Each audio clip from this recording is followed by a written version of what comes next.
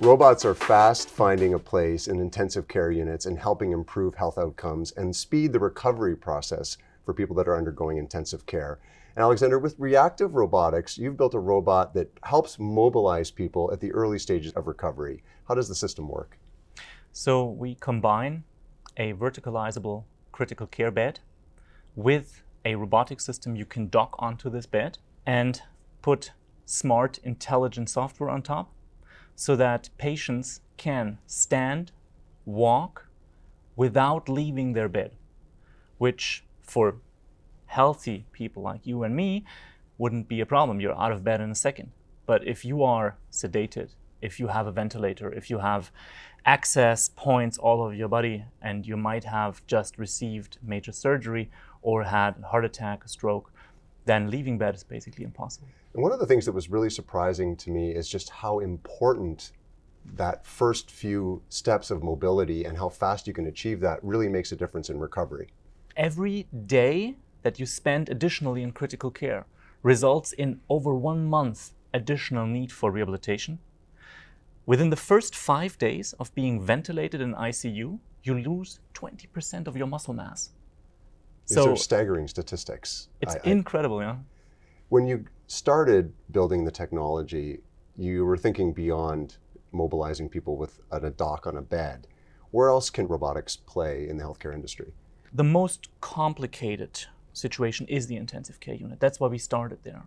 But along the entire patient journey, we can provide value, because once you are off the ventilator in standard care or even later on in rehabilitation, already there robots can take the physical burden of exercising from nurses and therapists and take over. And then later on at home care, this will become a more and more important market. We live in a rapidly aging society, and if you think about it, my father could probably not mobilize my mother because he is already approaching a higher age himself. So robots can find their way into home care.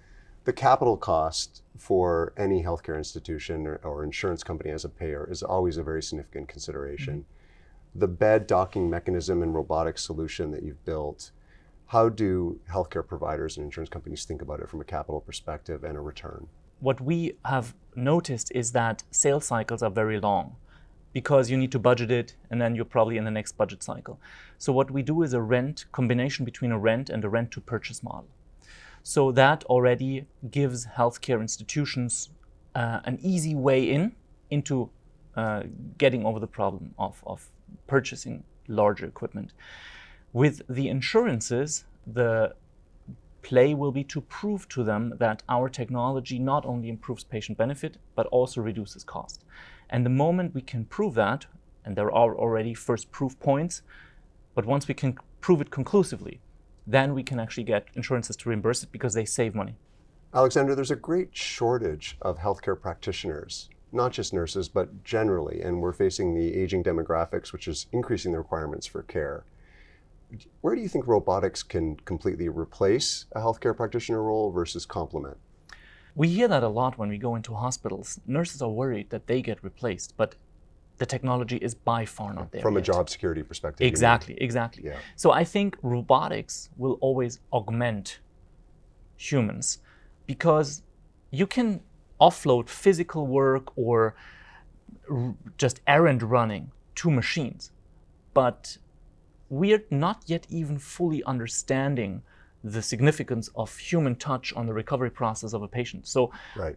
I would always say, leave the human in the loop, but give the physically demanding and annoying tasks to the machine. Yeah, so even beyond just from a decision-making perspective, just that human interaction, we're a long ways away from having robotics have any level of intelligence that could be constructive. What were some of the advantages for Reactive Robotics in participating this week in the KPMG Global Tech Innovator competition? Well, first of all, I'm here in Lisbon, which is amazing. I think that will probably play out in the aftermath. So being able to present your idea, your technology on stage to a wider audience is always a good thing. You never know what connections come out. The other finalists, I haven't met them so far. I'm really excited to meet them. I heard that from last year's competition, everyone involved is still in contact and helping each other along. So we are in the middle of a fundraising round, so you never know what type of investors you might meet.